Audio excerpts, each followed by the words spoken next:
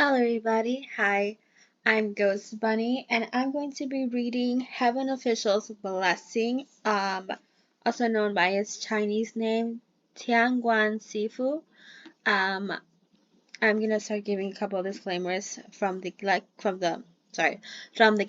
and that is that I am not a native Chinese speaker. So there's a high chance that I will make mistakes when saying the majority of the names. I will try to base my pronunciations on the Donghua, pero I do want to apologize in advance just in case I happen to mispronounce the name or not pronounce it, in a way that you would think that it would be pronounced or any of those sorts. I think the majority of them I kind of already know how they are pronounced based on the fact that they have showed up on the Donghua. Pero I still want to apologize because I've heard how they're called in the show, but I've never actually said these names out loud, so who knows, maybe the way I pronounce it isn't the way you would expect me to pronounce it. So yeah. At first I will try to put the names on screen, although normally I do have like kind of subtitles for people because I personally don't trust my speaking ability. And a lot of times I feel people will not understand me, so that's why, if any of you knows, I have subtitles in my videos. Pero yeah, try to. I don't know if I wanted to tell you to pay attention at the subtitles, because I'm not always the best at, keeping tabs on if they're actually 100% right. Pero yes. Oh yeah, and this disclaimer as well is the fact that this is not an audiobook. This is just me reading it. You can treat it as such if you have the book and you want to, kind of like if we were friends and we were reading together, like a little hangout thing. Yes, you can do that. But this is not a professional anything. This is just us hanging out, okay? I have no affiliations with 7Cs or with MXCX. So, yeah, just that. Also, even though I am reading the English version, I do, shockingly enough, I actually own the Chinese version. Both. Bragging. I'm bragging. Pero yeah. Uh, I am reading the English version, and I don't know if you guys noticed, my English is perfect. 10 highly recommended. Pero that's just me trying to say that there's probably gonna be words also in English that I may also mispronounce or any of the sorts. Yeah. So that's my warning. I'm bad at both Chinese, well, Mandarin, and English. This is fun. Also, I like to add commentary. So if you guys are like, hey, this isn't what this book says, or oh, you added this. Yes, because I like being, invested in the story, getting into the characters, and all sorts. I've also not started, I've been reading the manhwa for a while. I'm still complaining about the whole Billy thing. But, I'll live, I think. I still haven't found where I would be able to read it now. But shh. That's for somebody else. Someone's gonna tell me eventually. I'll figure it out. But yeah, I am reading the 7Cs edition, just in case I didn't make that obvious. And yeah, I will be posting pictures of the illustrations because I love the illustrations in this book. Like, they're all beautiful. So while I'm reading it, if an illustration pops up, I will be taking a photo so you guys can see what I'm seeing, just in case anyone doesn't have the book. I'm a kind person, okay? I'm sorry, I just got tongue tied and you get it, right? Please understand me, please. But yeah, I will be reading the backside of the book. I know probably majority of people already know it, but if you guys have no knowledge of TGCF, Heaven Official's Blessing, this could be like a good little intro, kind of. Yeah, I'll just read the backside. It says, a god fallen, a ghost risen, born the crown prince of the prosperous kingdom, Shelian, was renowned for his beauty, strength, and purity. His years of dedication, study, and noble deeds allowed him to ascend to godhood. But those who rise may also fall, and fall he does, cast from the heavens, and banished to the world below. 800 years after his mortal life, Shi Lian has ascended to godhood for the third time, angering most of the gods in the process. To repay his debts, he is sent to the mortal realm to hunt down violent ghosts and troublemaking spirits who prey on the living. Along his travels, he meets the fascinating and brilliant Sanlang, a young man with whom he feels an instant connection. It's like they met before or something like that, who knows? Yet Sanlang is clearly more than he appears. What mysteries lie behind that carefree smile? Carefree. Me knowing what I know now. Actually, wait, no. Me knowing what I know now should not be. It should be this. Because I know more than what I should know. But yeah. Sorry, I'm still not used to being a PNG tuber. I'm self-claiming that one. Let me just claim that. Yeah, I am that. Okay, let's go into the book now. By the way, if you guys want to know how to pronounce the names, there is a pronunciation guide in the back. So yes, you'd probably have to, not probably, I'll just tell you what page it is. Go to page 401 and they have a glossary where they have an explanation of what danmei is, what wuxia is, all the terminology and stuff like that. So if this is the first danmei you've ever read, that was very useful for you, so you could know like the gist of it.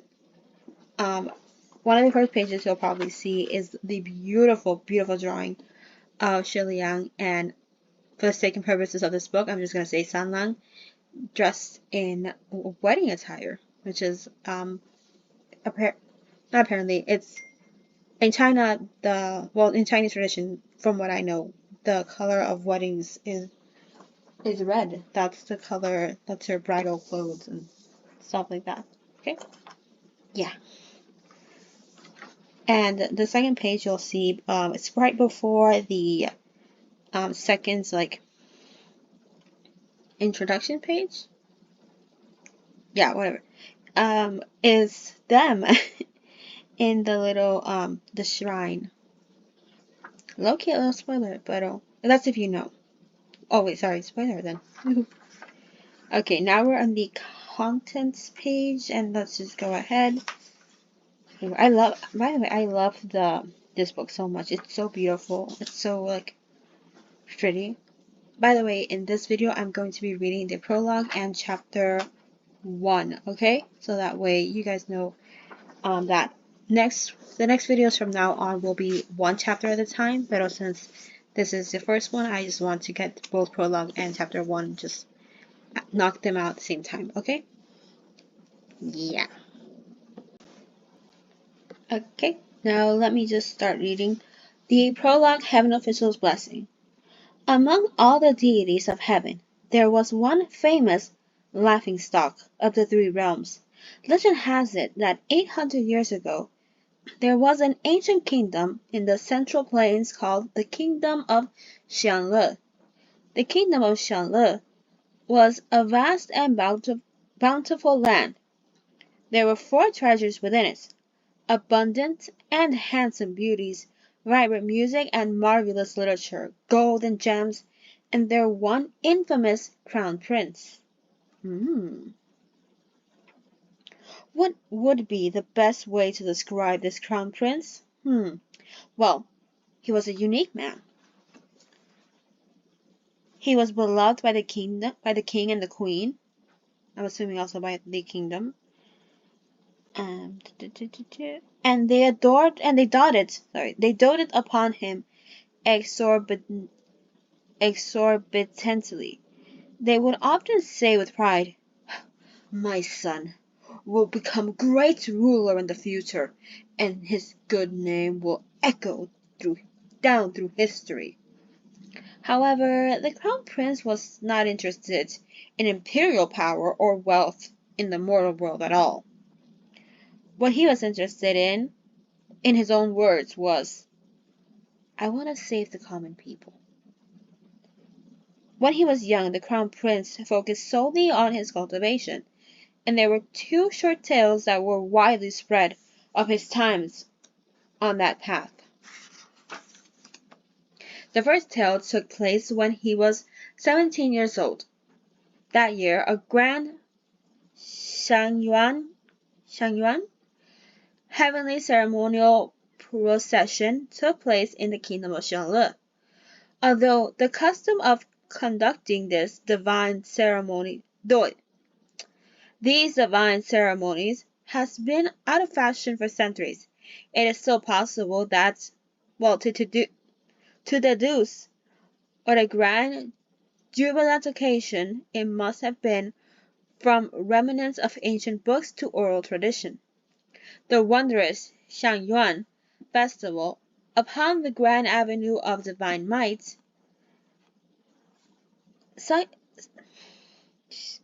seas of people gathered on either side of the grand street, with royals and nobles talking and laughing and merriment atop the high platforms.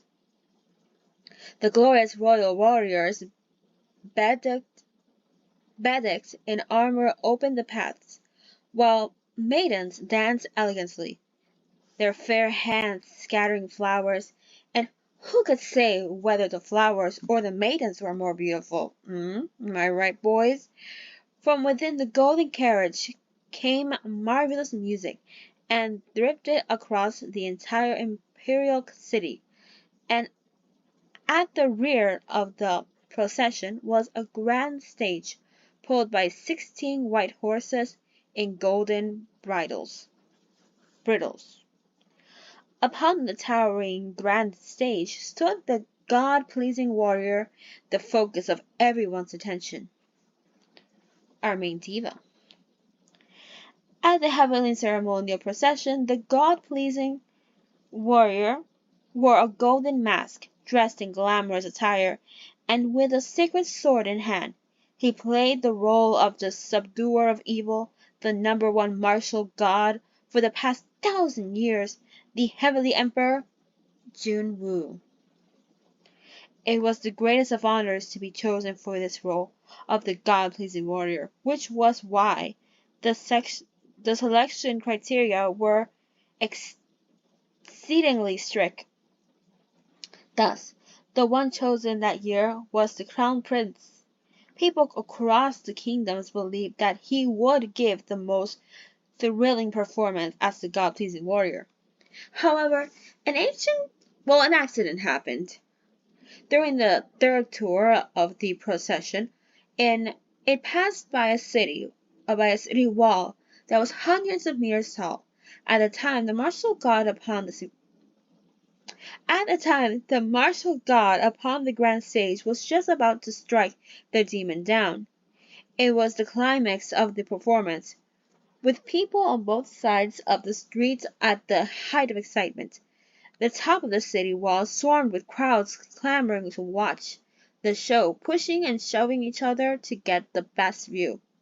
At that moment, a small child fell from the edge of the wall. The screams of the crowd reached to the heavens. Just when everyone thought this child would stain the grand avenue of divine might with blood, the crown prince looked up, leaped into flight, and caught the boy. The people only saw a glimpse of a white silhouette that flew like a soaring bird before the crown prince landed. With that small child in his arm, the golden mask fell, revealing the young handsome face behind it. In the next second, cheers erupted. The people were thrilled. They were thrilled and joyous. But the state preceptors of the royal cultivation hall were troubled. They had never imagined such a huge mishap could occur. This was ominous luck, the gravest of misfortunes. Every trip the grand stage made around the imperial capital symbolized 1 year of peace and harmony within the kingdom. Now that it was cut short, did that not mean the invitation of disaster? The state preceptors were so distraught they were losing hair as fast as the rain fell. After much contemplation, they called the crown prince over to speak to him. In the softest manner possible, they requested, "Your Highness, might you be willing to face the wall in reflection for a month? It does not really need to be a month as long as the intention is there."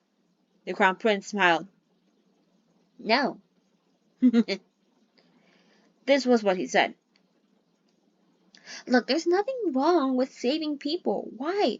Why would the heavens condemn me for doing the right thing?" But what if the heavens do condemn you? Like, not to be that guy, pero then it's the heavens are wrong. Why would I apologize to those who are wrong? The same preceptors could not agree. Well, they couldn't argue. They low-key did agree. This crown prince was such a person. He had never encountered anything he could not do, nor had he ever met anyone who did not love him. He was the justice of the mortal realm, the center of the world. Although the state preceptors were frustrated, what the heck do you know? It was not their place to say such, and they did not dare say more on the subject either. His Highness would not have listened anyways. The second tale takes place in the same year, when the crown prince was 17. Legend has it, south of the Yellow River there was a bridge called Yinian. Upon this bridge was a ghost that had been lingering for years. This ghost was exceedingly fearsome. It was clad in broken armor, the flames of hell blazed beneath its feet, and its body was covered in blood, and pierced by all manner of sharp weapons. Every step it took, it left behind a footprint of blood and fire. Every few years, it would suddenly appear at night and wander back and forth at the head of the bridge, blocking travelers to ask them 3 questions. What is this place? Who am I? What is to be done? The ghost would then devour whoever answered it correctly. However, no one knew what the correct answers were. As the years went by, the ghost devoured countless travelers. During his, ascetic travel, the crown prince caught word of this, so he set out and found Yinyan Bridge, and stood guard there, night after night, until finally, one night, he met the haunting ghost. When that ghost appeared, it was indeed as horrifying as the legend said. It asked the crown prince the first question, and he answered with a smile. This place is the human world. However, the ghost replied, this place is the abyss. Well, all 3 answers are going to be wrong anyways, the crown prince thought, so why should I wait until you're done? And so he pulled out his weapon and lunged. The fight was complete chaos. The crown prince was skilled in martial arts, but the ghost was terrifying and dauntless. Man and ghost fought so hard that the sun and moon began to topple. In the end, the ghost was finally defeated. After the ghost vanished, the crown prince planted a flowering tree at the end of the bridge. As he did so, a cultivator passed by and happened to see him sprinkle a handful of dirt to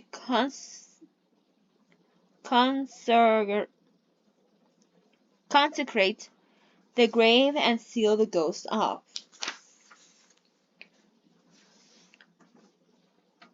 "What is this?" he asked, and thus the Crown Prince replied with his now famous line, "Body in abyss, heart, heart in paradise." When the cultivator heard this, he gave a light smile. He then transformed into a divine warrior clad in white armor, with auspicious clouds beneath his feet. Then he drew in the wind and rode off in holy light. Only then the Crown Prince realized that he had just encountered the Heavenly Emperor, who had personally descended to the mortal realm to subdue evil. The deities had already taken notice of his exceedingly outstanding, God-pleasing warrior since the time of the Shangyuan heavenly ceremonial procession after the meeting at Yinyan Bridge. They asked the heavenly emperor, "How does my lord find this royal highness?" The emperor answered, "This child's future is infinite."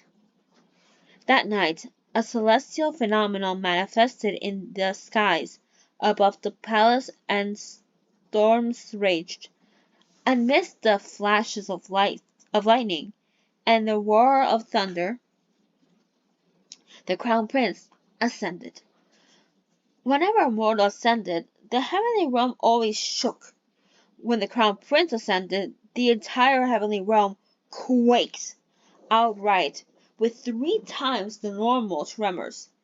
Achieving fruitful cultivation was always far more difficult. It required talent, training, and luck. It was often a long road of 100 years for gods to be born.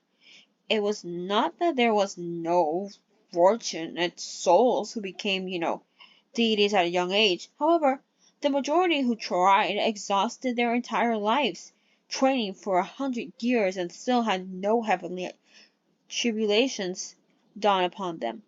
Even if they did come to face a heavenly tribulation, should they fail the trial, they would die, or be ruined if they managed to survive. Those who made the attempt were as numerous as the sands of the Ganges, but most were simply ignorant mortals who would spend their entire lives as nothing more than ordinary, never find their own paths. Yet this royal highness was no doubt the darling of the heavens. Whatever he wanted, he received. Whatever he wanted to do, he succeeded. He wanted to ascend and become a god. So at the age of 17, he did just about that. He had always led the hearts of the people, and the king and queen loved and missed him already, and they missed him dearly. So to honor their son, the king ordered great temples and shrines to be built across the land, and for statues of the Crown Prince to be erected and worshipped by all. The more believers there were that were amassed, the more temples were constructed. That means the Crown Prince's life would be more prolonged, and his spiritual powers would grow more powerful. Thus, in future years, the Xianle palace of the Crown Prince became incomparably glorious, and for a time its prosperity and splendor reached its peak. That was until 3 years later, when Xianle fell into chaos. The cause of the chaos was tyranny, with rebels rising in revolt. However, while the flames of war were set ablaze all over the mortal world, the deities of the heavenly realm could not intervene. Their concerns were ghosts, monsters, and demons that, encroached on the borders, and whatever fell outside of those parameters had to be left on its own devices. Well, to its own devices. Think about it. Conflicts were everywhere in the mortal realm, and everyone believed they were justified. So if any god were to stick a foot in, today you would back your former kingdom. Tomorrow another would avenge his descendants. Thus, Would there not be gods who wanted to fight each other all the time? Who would fall into a life of disgrace? It'd just be fight after fight after fight. No bueno. No. That was why the crown prince needed to keep his distance. Yeah, that didn't happen. But he did not care for that reasoning in the least. He said to the Heavenly Emperor, I will save the common people. The Heavenly Emperor possessed 1,000 years of divine power, but even he did not dare let those words hang off his lips. When he heard this, it was so easy to imagine how he felt. Yet he could not do anything to stop the crown prince. So he said, You cannot save everyone. I can, the crown prince declared. Thus, he descended to the mortal realm without looking back. Naturally, the whole nation of Shanle rejoiced. However, ever since ancient times, there had been one truth that people always spoke of, in the human world, that is, there would never be a good outcome when gods descend to the mortal realm without permission. And so, not only were their flames of war not extinguished, they blazed even wilder. Look, I'm not to say that the crown prince did not try, but it would have probably been better had he not intervened at all. The harder he worked, the more of a mess that the war became. The people of Shanle were devastatingly battered and crushed and wounded, while the wounded and casualties innumerable. And in the end, a plague swept through the entire imperial capital, and the rebel army broke through to the place and ended the war. If it was that Shenlo was originally hanging on by a thread, then the crown prince came and cut it directly. After the kingdom fell, the people finally came to realize one thing. The crown prince they worshipped as a god was never as perfect as they imagined. To speak harshly, was he not just useless trash who could not do anything right? Without anywhere to vent the anguish and pain of losing their homes and families, the battered people furiously poured into the palace of the crown prince, toppled his divine statues, and burned down the divine temples. 8,000 temples burned for 7 days and 7 nights, burned until there was nothing left. From that moment on, the martial god who protected peace and safety vanished, and the god of misfortune who brought disaster was born. When the people call you a god, you are a god. If they call you crap, you're crap. You're whatever they say you are. It had always been thus. The crown prince could absolutely not accept this reality, and he had an even harder time accepting that punishment. The punishment he received for his transgression, which was banishment.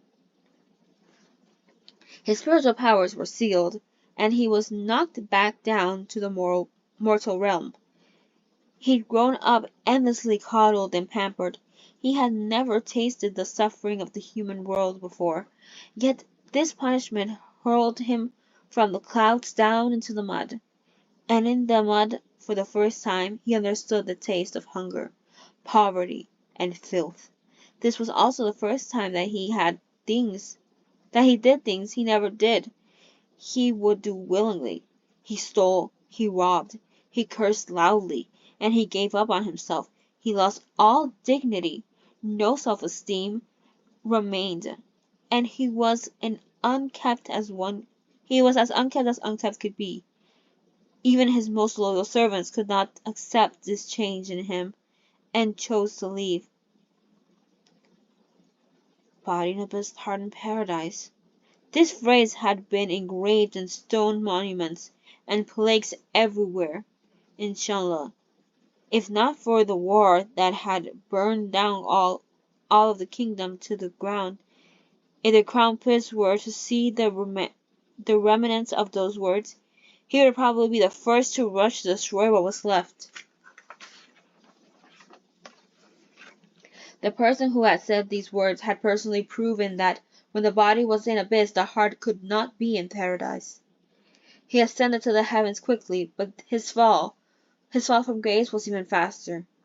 That awe-inspiring impression at the grand avenue of divine might, the evil he met at Yinyan Bridge, it all seemed as if it were only yesterday, and the heavenly realm merely sighed for a while before letting go of what was past. Until one day, many years later, a huge rumbling thunder from the sky.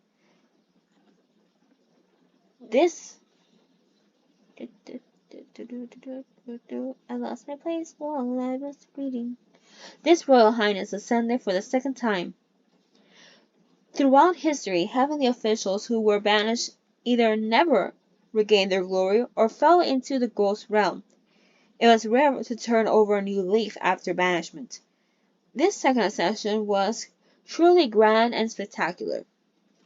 What was even more spectacular was that after he ascended, he charged all the way into the heavenly realm and rampaged in full fury. Thus he had only been ascended for the span of one instant's time before he was knocked back down again. One instant's time, it could be considered the swiftest and shortest ascension in history. If the first ascension could be considered a beautiful tale, then the second ascension was a farce. Having been banished twice, the heavenly realm looked upon the crown prince with full contempt, and in that contempt there was caution. Ooh. After all, he was already threatening and on edge after the first banishment.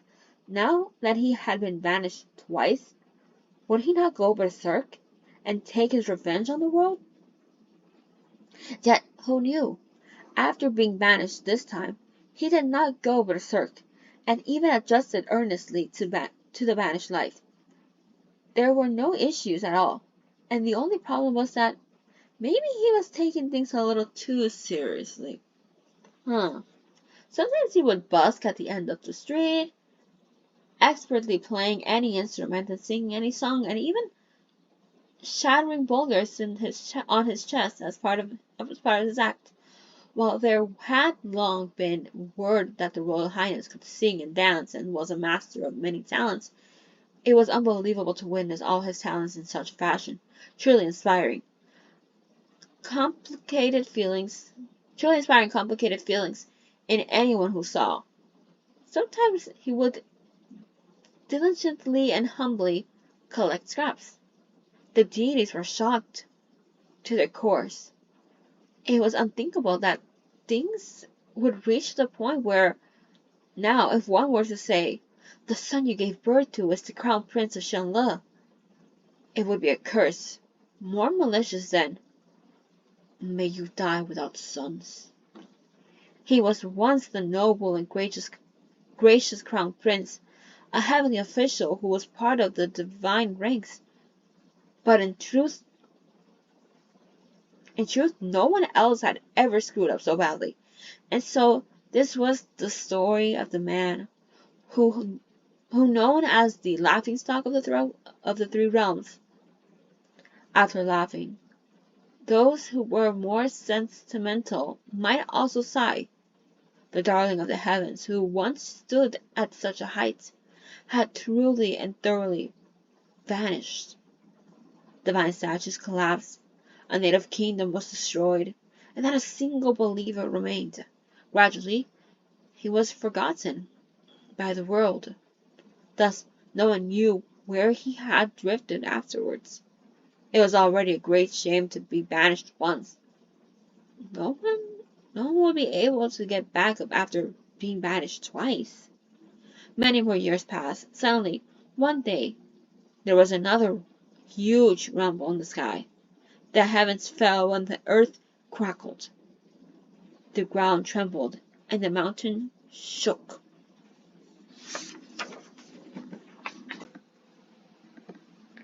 The lanterns of everlasting light shuddered, the firelights danced in fury, and all the heavenly officials inside the golden palace jolted awake, every one of them running out to ask each other, "Which new dignitary has ascended? Such a gracious entrance!" Yet who knew? They had exclaimed in wonder the first second, but in the second all the deities of heaven were thunderstruck. "Weren't you done?" That infamous weirdo, the laughingstock of the three realms, the legendary royal highness of the crown prince, he fucking ascended again? What the? Chapter 1. The Scrap Immortal, the third entering the heavenly capital. "Congratulations, your highness!" Hearing this, Shelian looked up and he smiled before saying anything. "Thank you, but can I ask, what are you congratulating me for?" Ling Wen Zhenjun, sorry, I'm trying. Ling Wen Zhenjun stood tall with her hands folded behind her back. "Congratulations! You have won first place on the chart of heavenly official most hopped to be banished down to the mortal realm of the calendar cycle. Of this calendar cycle." "Well, no matter what, first place is first place," Shelian said. "But since you're congratulating me, is there anything that's actually worth being happy about?" "Yes," Ling Wen replied. "First place on this chart receives 100 merits." Sheliang immediately said, "Well, if there is any similar charts in the future, please absolutely call me up." "Do you know who got second place?" Ling Wen asked. Shelian pondered for a moment, then replied, "Well, that's too hard, I guess. That's too hard to guess. After all, in terms of ability, I should be able to take the first 3 places myself." "Yeah, pretty much," Ling Wen said. "There isn't a second place. You're so far ahead that you've left everyone in the dust." "Ah, that's too great of an honor. That's amazing," Shelian replied. "Then, who was first place for the previous calendar cycle?"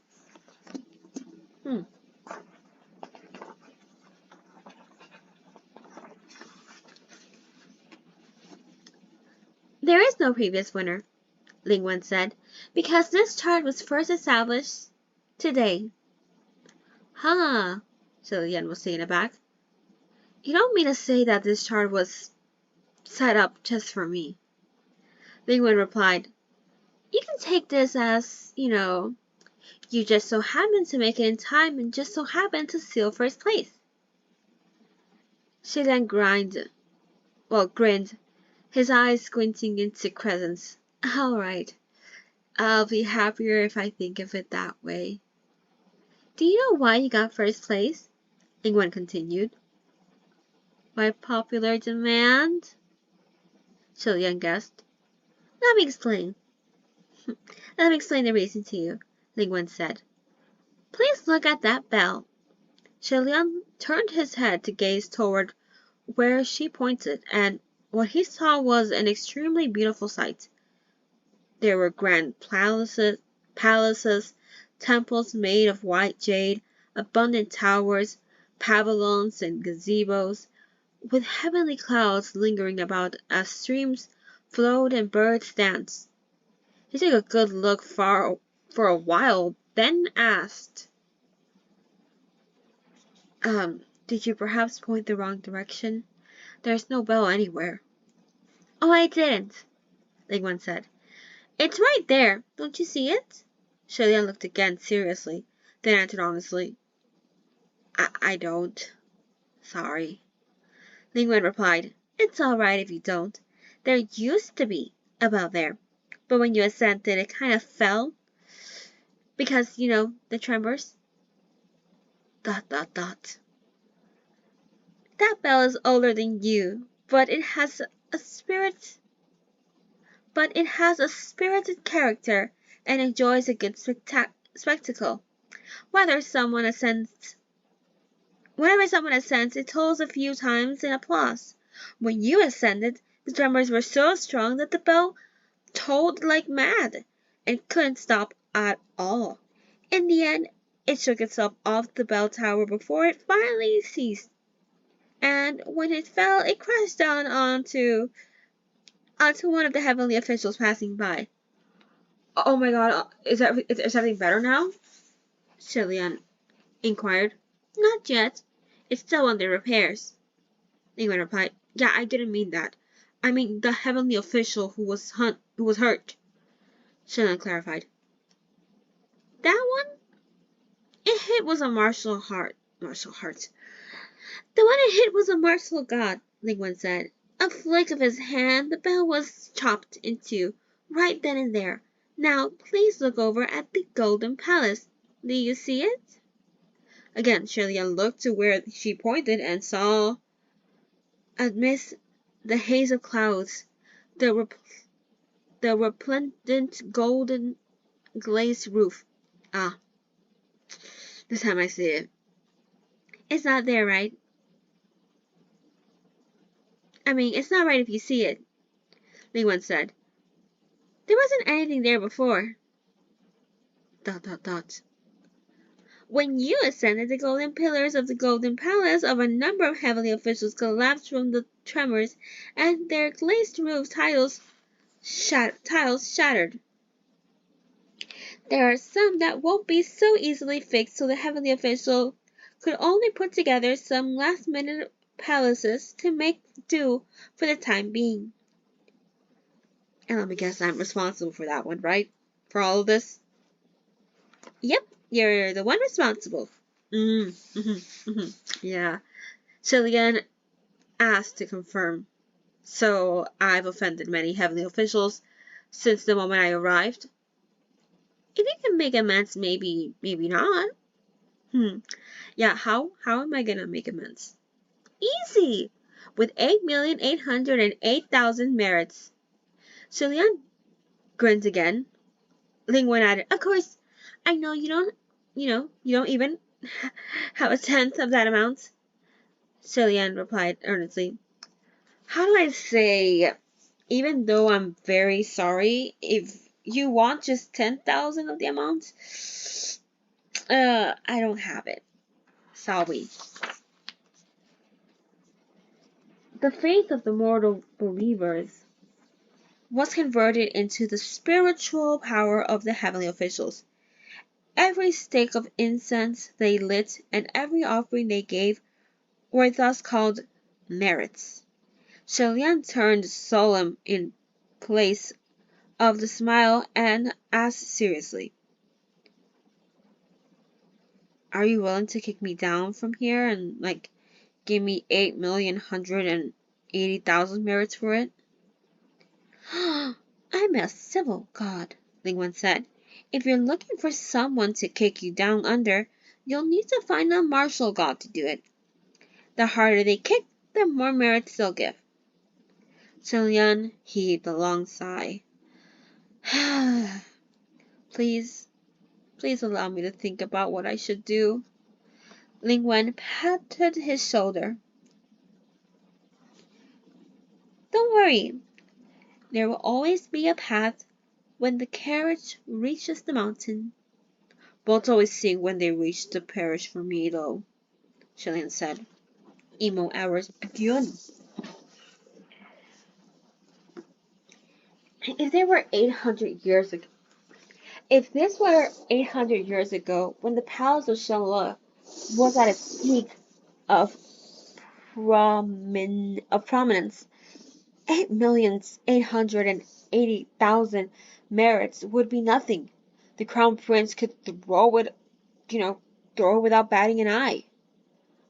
But the present, yeah, it wasn't the same as the past, and all his temples in the mortal realm have long since been burned, had burned to the ground.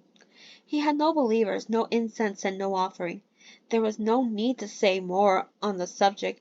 Either way, he had nothing. Nothing. Absolutely nothing. Sorry. He crouched by himself on the side of the main street of the heavenly capital, feeling distraught for a while, before suddenly remembering. He had done it for almost 3 days now, but he still hadn't entered the communication array of the upper court.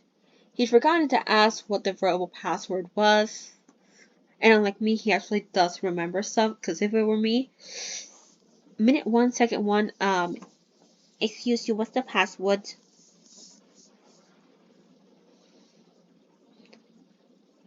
Oh, by the way, they have little notes on the bottom. I forgot to read the ones from the other the prologue, but I'm gonna be reading the one here. It says, because Shillian said something about the boat, blah blah blah.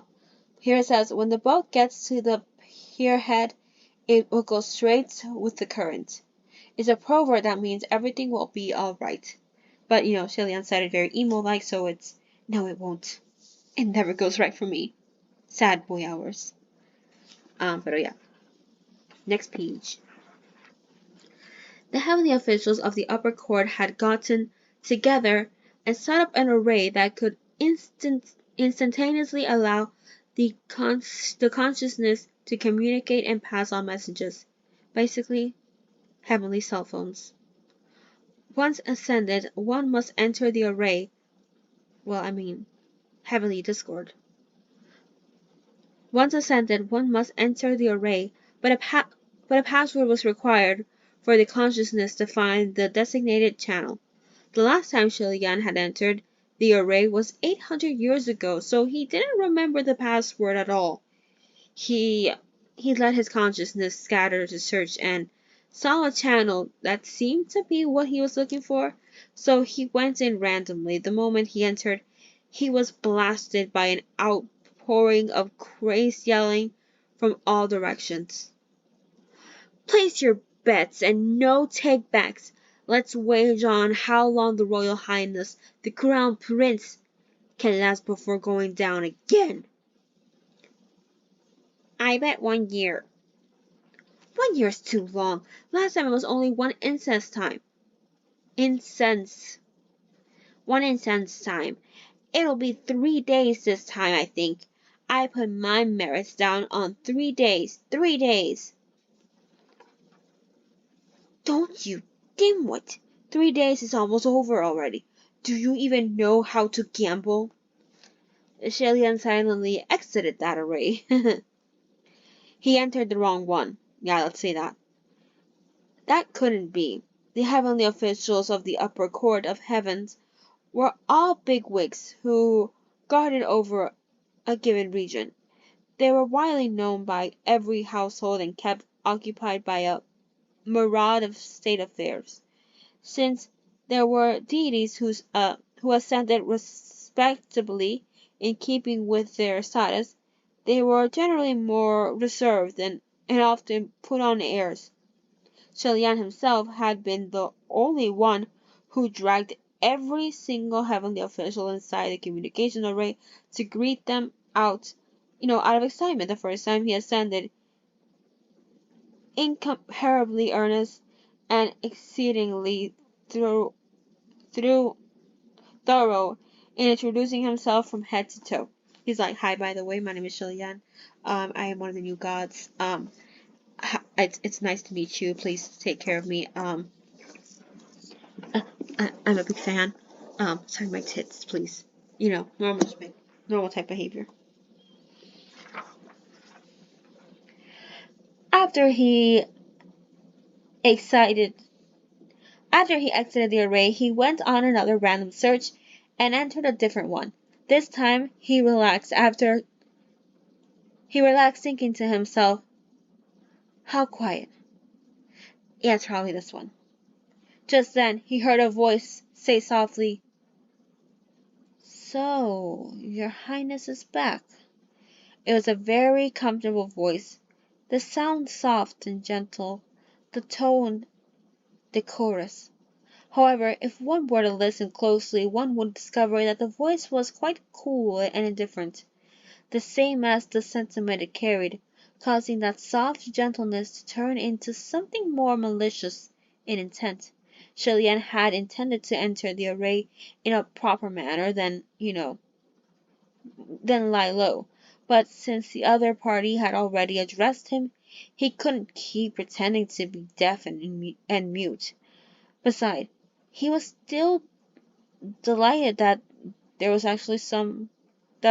were actually heaven officials in the upper court who would willingly start a conversation with a god of misfortune like himself. Thus, he quickly answered, "Yeah, hello everyone, I'm back again." Yet little did he know, after this exchange, every single heavenly official who was currently inside the communication array perked up their ears. That heavenly official said languidly, "Your Highness certainly ascended with tremendous force this time, huh?" Within the upper court of heaven, emperors, kings, generals, and chancellors were everyone and were every were everywhere, and heroes flowed like water. In order to become a deity, one must first achieve greatness within the mortal realm. Those who had obtained accolades or once in possession of great talents had always had a better chance of ascending. So it wasn't an exaggeration, no way, that rulers, princesses, and generals weren't a rarity here. Everyone was a darling of the heaven. Everyone acted courteously with each other. So they would address one another as "Your Majesty," "Your Highness," "Lord General," "Alliance Chief," "Head Chief," whatever, as long as the title was flattering. However, the words from this one heavenly official seemed to have something lurking beneath their tone. Although he said "Your Highness," this "Your Highness," that, Shelian couldn't sense a bit of respect from him at all. It was more like he was poking him with a needle. There were also several heavenly officials inside the communication array who were authentic crown prince, and they were feeling the hairs of their backs rise from such an address. Incredibly uncomfortable. Shilian could tell that this other party didn't come with good intention, but he didn't want to fight, so he chose to run inside. He chose to run instead. He smiled. He smiled and said, "It wasn't too bad." However, that heavenly official wouldn't give him the chance to run. He said tepidly, "It's your Highness after all, so it wasn't too bad for you, but my luck doesn't seem to be as good." Suddenly Shilian heard a private message from Ling Wen. She said only one word: "Bell." If that was the case, then the other party wasn't angry without reason. Shilian had always been adept at apologizing, so he immediately said, "I heard about the accident with the bell, and I'm dreadfully sorry. I do apologize." The other party hummed, the meaning unclear. There was a great number of renowned martial gods in the heavenly realm, and many of them were newly ascended dignitaries who came after Shilian's time. Shilian couldn't be sure who this person was by voice alone, but he couldn't stay ignorant of his name after apologizing either. So Shilian inquired, "Might I ask how may I address to you, my lord?" The others fell silent in this Not only did the other fall silent, it was like the entire communication array froze, and the air was assaulted with stagnation. From the other end, Ling Wen sent him another message. Your Highness, although I think you should have recognized him after talking for so long, I still want, maybe give you a hint. That's Xuanzhen. Xuanzhen, Shilin said. He was stumped for a moment before he finally came around, then sent a voice message back in shock. Wait a minute. That's Muqing? General Xuanzhen was the martial god of the southwest who possessed 7,000 temples. His name in the human world was considerably distinguished, and this general Xuanzhen, his name was actually Muqing. 800 years ago, he was the deputy general at the Shenle Palace of the Crown Prince. Ling Wen was also quite shocked. You really didn't recognize him at all? I really didn't, Shenlian replied. He didn't talk to me like this back then. Besides, I can't even recall when we last met. It was either 5 or 6 centuries ago. I can barely remember what he looked like. So how could I possibly remember what his voice sounds like? The communication array was still deep in silence. Muqing didn't utter a word, not a single sound. The other heavenly officials were pretending they weren't listening while waiting on the edge of their seats for whichever one would continue the conversation. Things were rather awkward when it came to, to those two. The complicated plot had been spread in rumors for so many years, and everyone basically knew the story at this point. Back then, when Shilian was still the esteemed crown prince of Shenle, he trained at the Royal Holy Temple.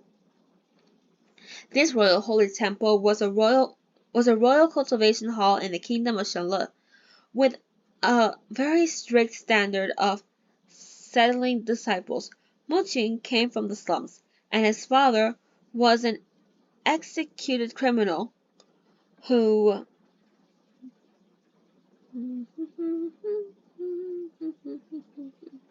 How did I lose my place when I am literally reading?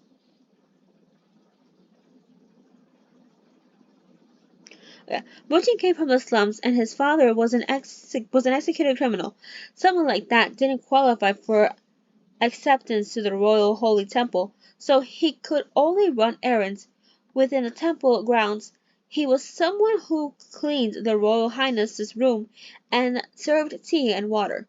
Shilian saw how hard he was working, so he requested that the state preceptors make an exception and accept Muqing as a disciple. It was only by the golden mouth of the Royal Highness that Muqing could enter the temple to cultivate and be trained alongside the crown prince. Then after ascension, Shilian appointed him his general and took him along to the heavenly capital.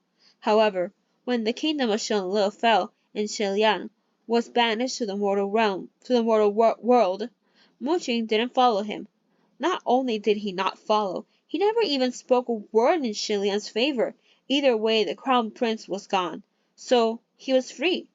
He found a cave on a piece of auspicious land and trained arduously, and not a few years later he passed a heavenly tribulation and ascended to heaven himself.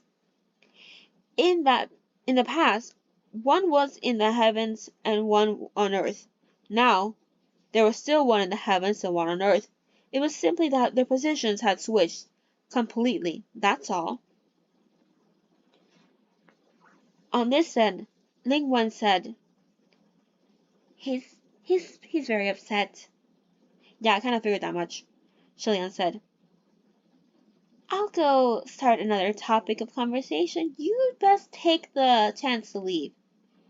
That's okay, Shilian replied. It's time. It's fine. As long as we pretend nothing happened, it'll be good, okay? It'll be good. Are you sure? Lingwen said. I feel awkward just watching you two.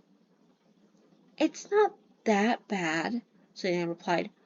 For someone like Shilian, everything besides death really was okay. He didn't have a lot, and certainly not shame. He had done much more awkward things, so he genuinely felt that this was okay. Yet who knew that okay wasn't a word to be uttered lightly? He had only said it's okay when a voice roared angrily, "Who the knocked down my golden palace? Show yourself!" This angry roar was going to make the heads of all the gods explode, while they were already filled to the brim with surging complaints.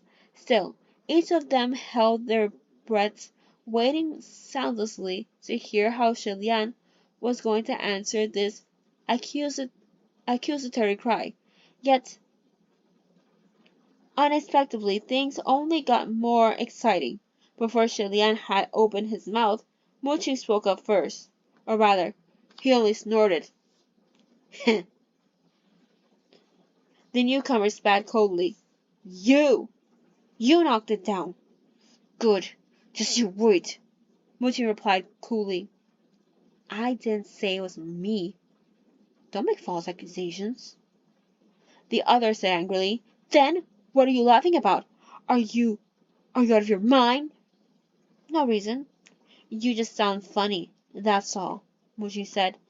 The one who knocked down your golden palace is in the communication array right now. Go interrogate him yourself. With things reaching this point, Shilian was too embarrassed to run away just like that. He cleared his throat. It was me. The moment he spoke, the one who came after also fell silent. Next to his ear, Ling Wen messaged him again. Your Highness, that's Nanyang. Oh yeah, no, this one I know, Shilian said. But it seems he doesn't recognize me. Oh yeah, he does, Ling Wen confirmed. It's just that he spent most of his time roaring, roaming the mortal realm and rarely comes back to the heavenly capital. He didn't know you had ascended again, that's all. Nanyang Zhenjun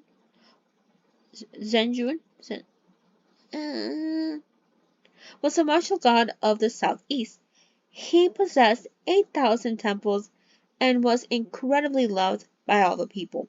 His real name was Feng Xin, and 800 years ago, he was the #1 heavenly general for the Shenle Palace of the Crown Prince. Feng Xin was loyal to a fault, and he had been Shilian's imperial bodyguard since the Crown Prince was 14 years old. He grew up with Shilian. They entered the heavens together, were banished together, and drifted together. Unfortunately, they couldn't endure all 800 years together. In the end, it was an unhappy separation, as each went their own path, their own way, never to meet again. The master of foregone days, fallen so low to be the laughing stock of the three realms,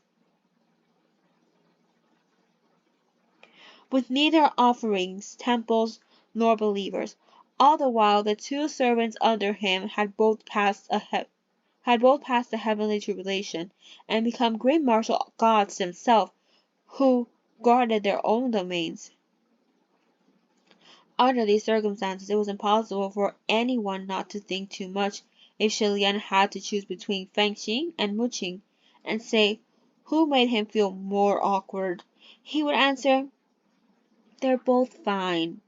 But if bystanders had to choose whether they wanted to see Shilian brawl with Feng Xin or Muqing, then that would depend on the individual's taste. After all all three had sufficient reasons to beat each other up, so it would be a hard pick.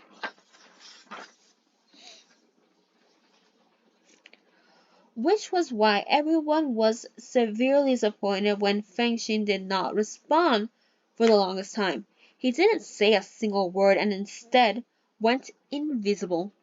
And so Shi Lian concluded the scene on his own, beating himself up voluntarily.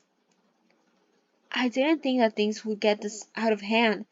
It wasn't intentional, and I do apologize to everyone for having caused any trouble. Muchin replied sarcastically, "Oh, what a coincidence!" Coincidence? Julian also thought that this was quite a coincidence.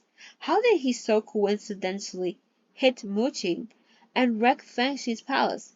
From any bystander's perspective, this was practically intentional revenge, but the truth was thus. He was just the type who could pick up the single poisoned cup in 1,000 cups of wine. It wasn't like one could do anything about what others thought, so Chilean could only reply, "I will do my utmost to compensate everyone for their golden palaces and any other damages. I pray you will all give me a little time." It didn't take any brains to see how obvious it was that Muchin wanted to keep making snide remarks, but his golden palace didn't suffer any damages, and the bell that fell on him was also chopped in two. If he continued to be so overbearing, it'd be unseemly for someone of his status. Thus, he also fell silent and went invisible. When Shilian saw that the awful mess When Shilian saw that the, the awful messes themselves were now gone, he quickly fled too. He was still pondering deeply and seriously on where he could go and get his hand on 8,808,000 merits. The next day, Ling Wen invited him to the palace of Ling Wen, her own palace. Ling Wen was heavenly officials Ling Ah! Ling Wen was a heavenly official who managed the affairs of celestial personnel and controlled the smooth sailing and rapid career promotion of humans. The entire palace was stacked full of official documents and scrolls from the ground to the ceiling. Quite an astounding sight, enough to make one quake with fear. On the way over, every heavenly official who emerged from the palace of Ling Wen was holding stacks of documents that were taller than the average person. Their complexions were ghastly pale, looking either like they were breaking down or numb. After Shilian entered the great hall, Ling Wen turned around and got straight to the point. "Your Highness, the Heavenly Emperor has a request for you. Will you give him some assistance?" There were plenty of Zhanjun and Yuanjun in the heavenly realm, but there was only one who could be addressed as Emperor. If this lord wanted something done, he needn't ask first, which was why Shilian was a little taken aback before he replied. "What is it?" Ling Wen handed him a scroll. "Recently, there have been a large number of grand believers from the north making frequent prayers, so I imagine things must not be peaceful there." The name Grand Believers usually referred to one of the three types of people. The first type were the rich, those who paid for incense and religious services in both temples. The second type were missionaries, people who promoted the religion and gave sermons. The third type were believers who possessed absolute faith in both heart and body. Among the three, the first type dominated. The richer someone was, the more they feared and respected gods and ghosts, and there were as many rich people as there were fish in the sea. The third type was the least common, because if someone could genuinely reach that level, then their spiritual state must be exceptional, and they wouldn't be far from ascending themselves. The ones spoken of here were obviously the first type. The Heavenly Emperor cannot attend to the north right now, Lingwen explained. If you're willing to make a trip or if you're willing to make a trip over on his behalf, then in the future, regardless of how many offerings these grand believers give, as a gesture to pay off their vows, everything will be counted under your altar. What do you think? Shelian received the scroll with both hands and said, "Thanks." That was clearly Junwu helping him, but the Heavenly Emperor made it sound like he was asking Shelian for help. Of course, Shelian could tell, but he couldn't find the right words to express how he felt besides those two. Ling Wen replied, "I'm only responsible for getting things done.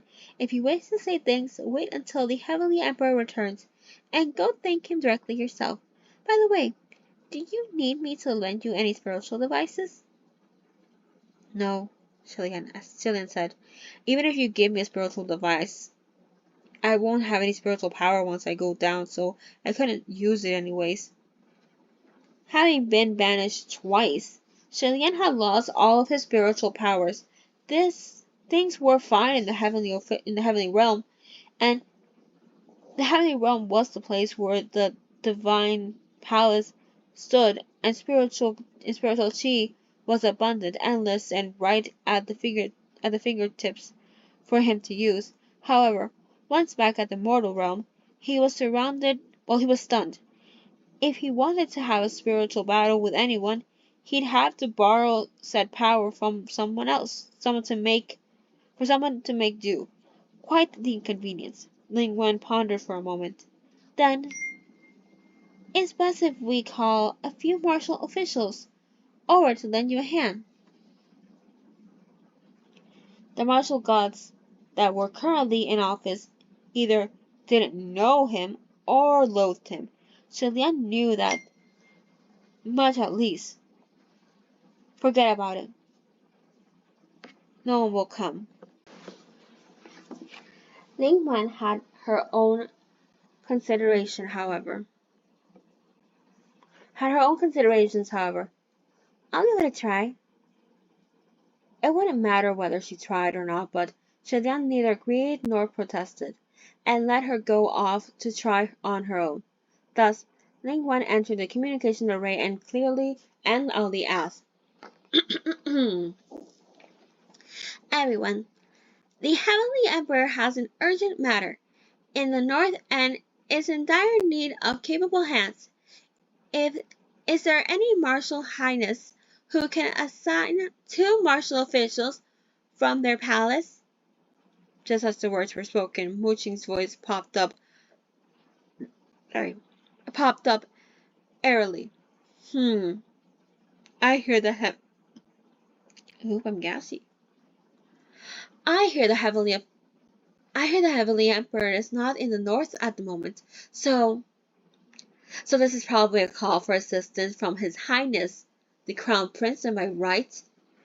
Shinan thought to himself, "Are you like lurking inside the communication array all the time of the day? Damn, stay jobless." Ling Wen thought the exact same thing and dearly wanted to slap Muqing out of the array for obstructing her work, but still, she smiled outwardly. "Shan-san, how come I keep seeing you inside the array these days? Get a fucking job. I mean, seems like you've got free time on your hands lately. Congratulations, you jobless freak." Muqing replied coldly, "My hand is wounded. I am currently nursing the injury." Bitch, what injury? Jesus. Every heavenly official thought to themselves, "That hand of yours can chop the mountains and slash the seas without breaking a sweat. What could splitting a bell do to you?" sounds fake. Ling Wen had wanted to wait until she had tricked Tu into volunteering before saying anything at first, yet not only did Mu Qing figure it out easily, he had to say it out loud too. Damn. Now, there surely wouldn't be anyone available. As expected, not a single soul responded, but Shilian didn't think anything of it. He turned to her. I told you no one would come. If Xuanzhen didn't say anything, I would have succeeded, Ling Wen said. Shilian chuckled. You worded it like a people player with half her face covered, and within the fog, the flowers looked three times more beautiful. If others thought it was to do work for the emperor, of course they would have come. But if they came and discovered they'd be working with me, they would probably be a riot, and how could we cooperate under those circumstances? Either way, I'm used to being alone. It's not like I lost any limbs during, all these years, so we'll leave it as it is, okay? Yep, thanks for helping, and thanks for all the trouble. I'll be off now. Ling Wen was out of ideas too, so she cupped her hands in salute. All right. Wishing everything goes smoothly for your highness down below. May heaven officials give their blessings. No paths are bound. Shilian replied, waved his hand, and left in a dashing manner. Doopity doopy doopy doopy doopy doopy doopy. 3 days later, the mortal realm in the north. There was a tea shop by the side of There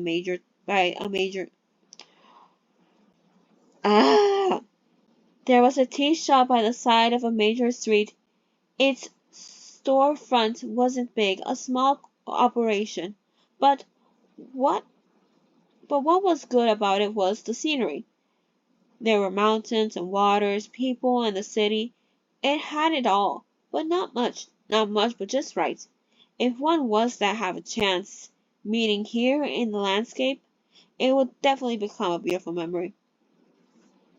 The tea master inside the shop was extremely idle.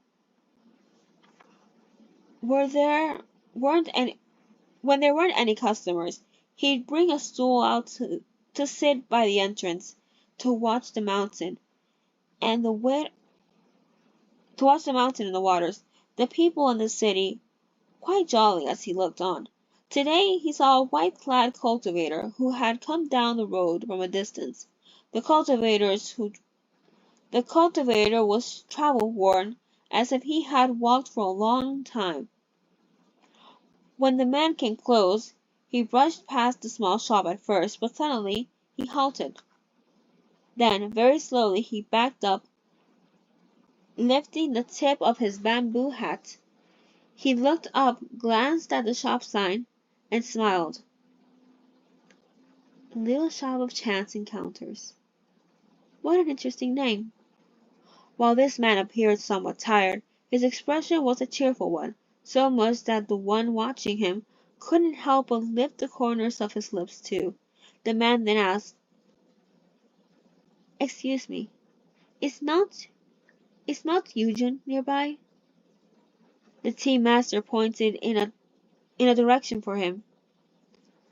It is indeed around here. The man let out a sigh, managing not to let his entire soul out.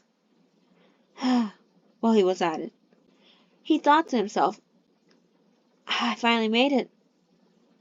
This was indeed Chilean.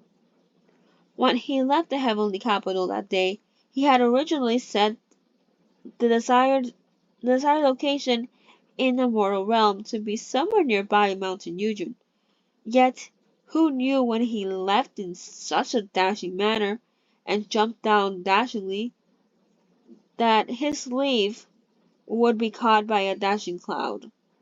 Yes, it was caught by a cloud, like an actual cloud. How did he do that? Mysteries that have yet to be resolved. He didn't know how his leaf got caught there, but either way, He tumbled across the million-meter-high sky, and by the time he tumbled down, he no longer knew where he was.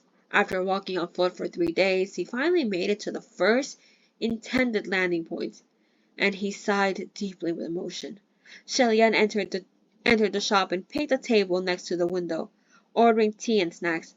After he finally settled there, was suddenly the sound of weeping and gongs being played. He gazed toward the main street and saw a group of men and women, both young and old, es- escorting a bright red marriage sedan as it passed by. The air surrounding the procession was downright odd. At first glance, it seemed like a marriage procession, but upon a closer look,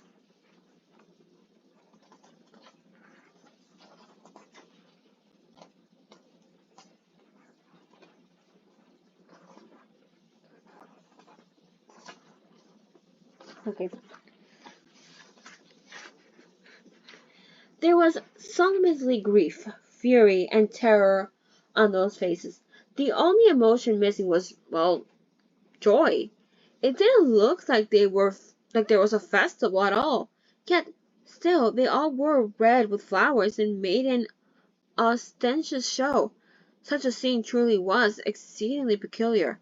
The tea master raised the copper teapot in his hand high and tipped it to pour tea. He also saw the scene play out, but he only shook his head before moving on. Shelian watched as the bizarre procession disappeared into the distance, and he grew deep in thought for a moment. Just as he was about to take out the scroll, the scroll that Lingwen had given him to read over one more, he suddenly sensed something dazzling flit by. When he looked up, a silver butterfly flew past his eyes. The silver butterfly was glittering and translucent, and as it fluttered through the air, it left a sparkling bright trail in its wake. Shelian reached out toward it despite of himself. The silver butterfly was incredibly intelligent. Instead of, being alarmed by the movement, it stopped on the tip of his finger, its wings shimmering, beautiful and serene. And beneath the sunlight, it felt like the illusion of a dream that would shatter with a single touch. A moment later, it flew away. Shenliang waved at it farewell, and when he turned his head back around, there were two more people sitting at his table. There were four sides to this table, and those two each took a side, one left, one right. They were both young men of 18 or 19 years of age. The one on the left side was taller, with deep brows and handsome features, and his eyes carried a sort of unbridled wildness. The one on the right was extremely fair, elegant, and poised. His expression was a bit overly distant and cold, making him look as if he was extremely displeased. Actually, neither of them looked pleasant. She then blinked. You two are. This is the official. Well, officially, this is the first illustration because the other ones were you know, starting of the book. You know. But I will take a photo and show you guys when I'm looking. It's Shilian with the little butterfly, and he has this little tea. It's so beautiful. You guys are probably looking at it right now. Oh, it's so beautiful. He's so cute. Okay, one thing. Um, the one on the left replied, Nongfeng. The one on the right said, Fuyao. Yeah, I wasn't asking for your names, Shilian thought. Just then, Ling Wen suddenly transmitted a message. Your Highness, there are two junior martial officials from the middle court who have volunteered to go assist you. They've already descended to find you and should be there by now. This middle court was naturally the opposite of the upper court. The heavenly officials of the heavenly realm could be crassly divided into two groups: those who had ascended and those who hadn't. The upper court consisted of heavenly officials who ascended on their own abilities. There were only about 100 of them in the entire heavenly realm, extremely eminent. As for the ones in the middle court, they were brought up as appointed generals. Strictly speaking, they should be addressed as peer heavenly officials, but when everyone addressed each other, they'd often take out peer in the name. One might ask, if there was an upper court and a middle court, was there a lower court? No. Actually, there had been one when Shilian first ascended. At the time, the division was still upper court and lower court. However, later everyone discovered a problem. When one was introducing oneself, it sounded really bad to say, I am blah blah blah from the lower court. With the word lower, it felt like one was lower compared to the others. It must be known that there was definitely genius that there were definitely geniuses and outstanding figures with impressive spiritual powers amongst them, and what they were missing was only that one heavenly tribulation before they could become real heavenly officials. And who knew if that day would arrive soon? Thus, it was proposed that one word would be changed, and saying, I am blah blah blah from the middle court sounded so much better, even though they both meant basically the same thing. In any case, after it was changed, Shelian couldn't get used to it for the longest time.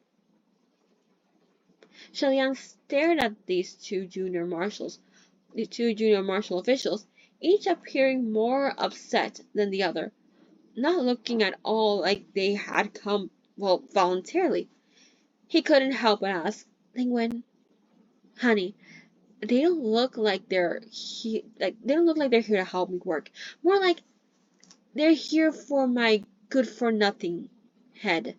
I hope they're not here because you tricked them. Unfortunately, what he said didn't seem to be transmitted, and he couldn't hear Lingwen's voice by his ears anymore either. He figured it was because he'd been away from the heavenly capital too far and too long, and his spiritual powers were depleted. Without any choice, Jillian first flashed a smile at the two junior marshals official, then said, Nanfeng and Fu Yao. Was it? Yeah. Let me first thank you both for volunteering to come help. The two only nodded, quite the giving quite the attitude. It seemed they must have come from the retainment of distinguished martial gods. Shilian told the tea master to bring 2 more cups.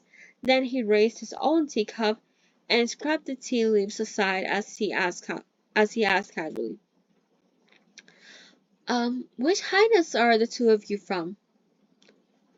The palace of Nanyang, replied Nanfeng. The palace of Xuanzhen, replied Fu Yao. ... Well, this was certainly horrifying. Shilian gulped down his mouthful of tea. Did your generals tell you to come?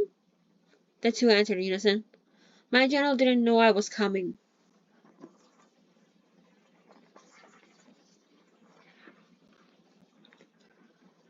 Shilian pondered for a moment before asking again. Then do you know who I am? If these two junior marshal officials had come in blind because Ling Wen's deception and helped him, then they would get scolded by their own generals upon their return. It wouldn't be worth it. You're His Royal Highness the Crown Prince, Nanvin said. You're the justice of the mortal realm, the center of the world, Fuyao said. Shui Lian choked for a moment, then asked Nanfeng, uncertain, Did he just roll his eyes? Yes, Nanfeng replied. Tell him to beat it, okay? It wasn't a secret that Nanfeng and Xuanzhen didn't get along. When Shilian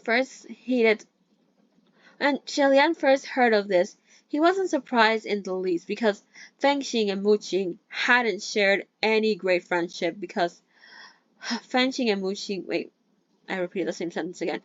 Yeah, they didn't have a great friendship in the past.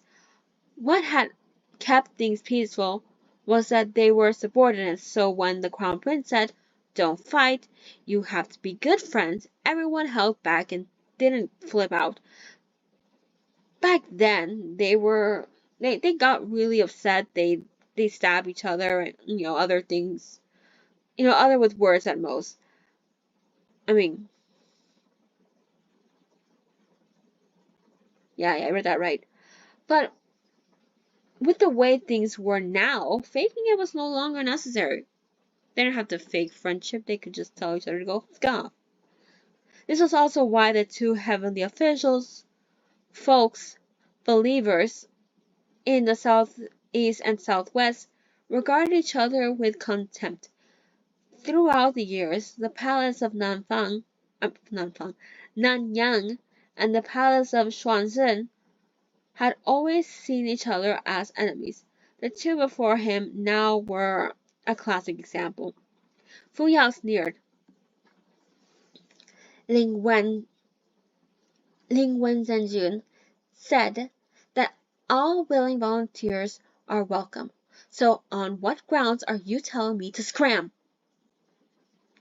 The word willing, uttered using the expression of his, really wasn't persuasive. Julian said, "Let me just confirm. You two really did come here, You came as willing volunteers. If not, then please don't force yourself." The two answered in unison, "I'm willing." Looking at these two grim and dispirited faces, Shilian thought inwardly, "You guys actually mean I want to kill myself, right?" Cause same. Well, in any case, Shilian continued, let's talk business first. I'm sure you both know what we're doing here in the north, right?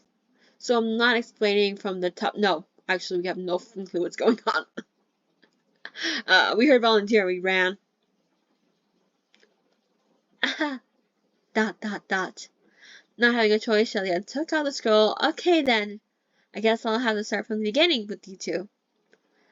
It was said that many years ago at the foot of Mount Yujun, there was a couple about to get married. This couple was deeply in love. The groom waited for the marriage procession to arrive, but he waited for a long time, and still there was no sign of the bride.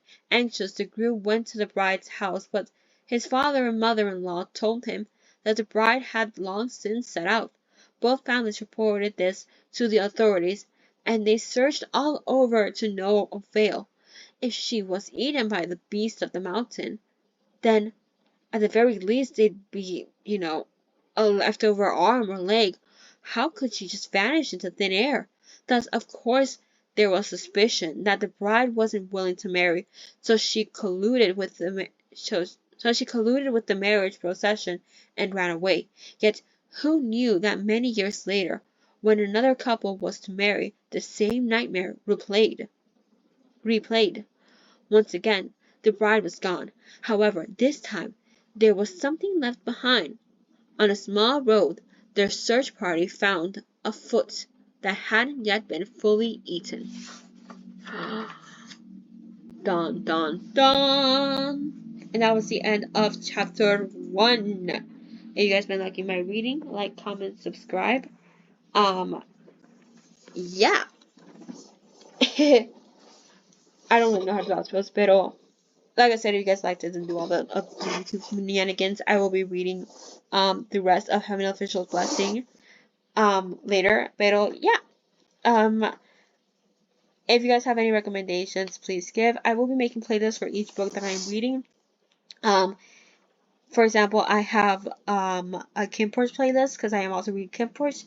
If you guys want to hear that one, there is a playlist that you can find. And yeah, I'm not really good at outros. Sorry. Bye.